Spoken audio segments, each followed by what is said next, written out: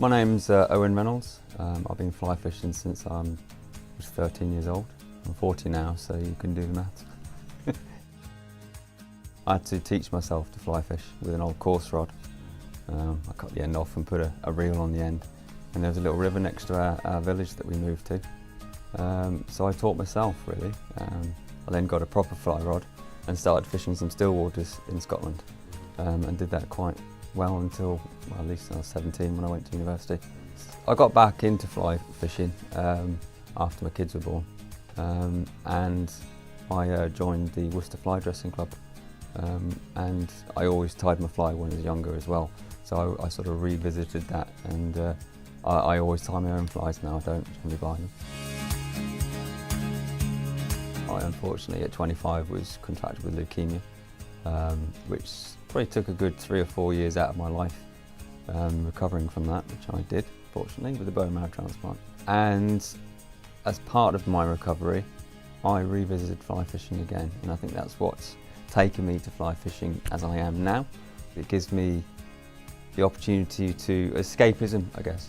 Fly fishing, when you're really into it, there's so many variables and you're thinking all the time, you know, what can I change, what can I do different? You don't have time to think about all the other troubles in the world and what's going through your life, so it's nice to get away for some time on your own. I have 3 children, 2 of which have come to the sport quite happily.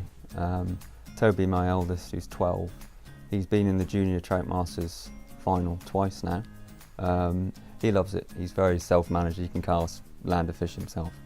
Then my daughter, she's very sport orientated, so any sport she loves, and her casting for her age is phenomenal, and I think she could be very good, and she doesn't give up. She's a fighter. She always wants to be better than her brother, so she's got that in her, which is really, really encouraging. So it's a wonderful sport. There is an art to it, and every cast you do that's really good, it's really good feeling. So I love the shop. It's you get the feeling, although we're in Redditch, you feel like you're on the side of a lake in a retreat log cabin, which is nice. It's very welcoming, and the stock range is fantastic.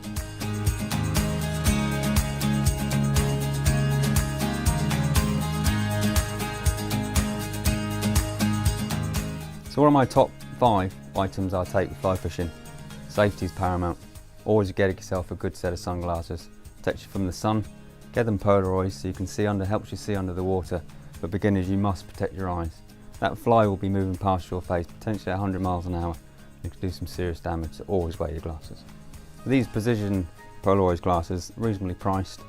Got the amber lens, which also helps in low light conditions, and covers your face well. It's got that sporting look as well, which is trendy. So on the end of your fly line, you're going to need a leader. This is what connects the fly line to the fly itself. Now you want this to be as small as possible, at the strongest possible, without it breaking. But also, you want to get a nice cast, you need what they call a tapered leader. This allows the energy to flow through the fly line to the fly. So typically I would use one of these, the tapered leader, or even better still is what we call a poly leader. Now this actually is like an extension to your fly line. You can get them in different sinking rates. For a beginner it's great. Instead of buying 5 different lines, you know, a standard floating line, and change the tip sinking rate so you can hit your target fish better. So once you've got your tapered leader, on the end you need what they call a tippet, and this is your final connection to the fly line. I always use fluorocarbon. It gives you a much better strength for a lower diameter. You will always outperform anyone else that's not using fluorocarbon. It's neutral density, it's the same density as water, so it's in theory invisible to fish. So any fly you're fishing under the water, fluorocarbon's the way to go. This particular fulling mill is renowned for its strength and is great and supple for its casting performance.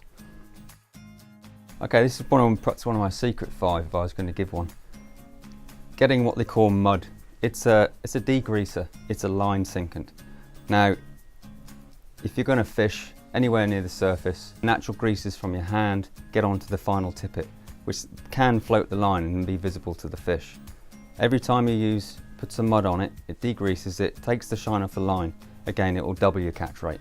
It's a good little tip. Very cheap for what you get. You know, this little tub here will last you a season.